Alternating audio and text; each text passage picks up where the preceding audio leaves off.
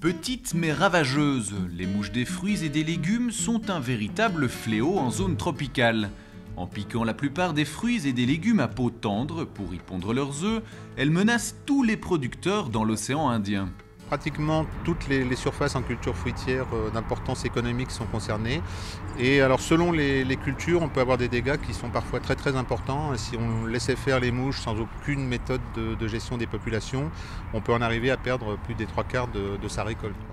Véritable fléau pour les agrumes, les mangues, les jujubes, les nèfles et autres fruits à peau tendre, les mouches s'attaquent aussi aux légumes comme les cucurbitacées. Si les pertes de rendement sont considérables, les échanges commerciaux entre les pays en souffrent aussi, car chaque lot de fruits contaminés par les larves doit être immédiatement détruit.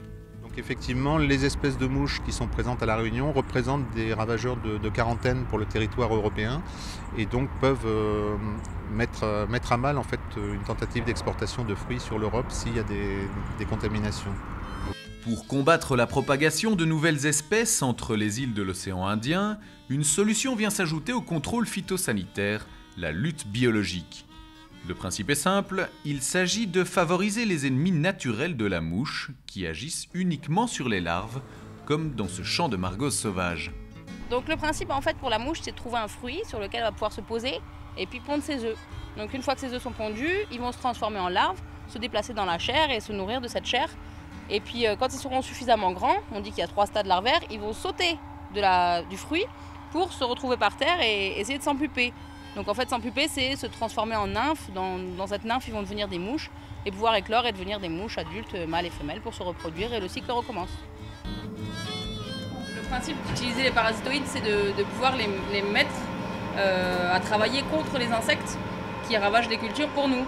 Donc le principe, ça serait de faire des lâchers de parasitoïdes par exemple, pour les introduire quelque part ou dans un espace où ils devraient travailler, pondre sur la mouche et donc diminuer son impact sur les cultures. La culture des prédateurs de mouches est non seulement une alternative idéale aux pesticides, trop coûteux et souvent néfastes pour l'organisme humain, mais elle est aussi un moyen de prévenir de nouvelles invasions.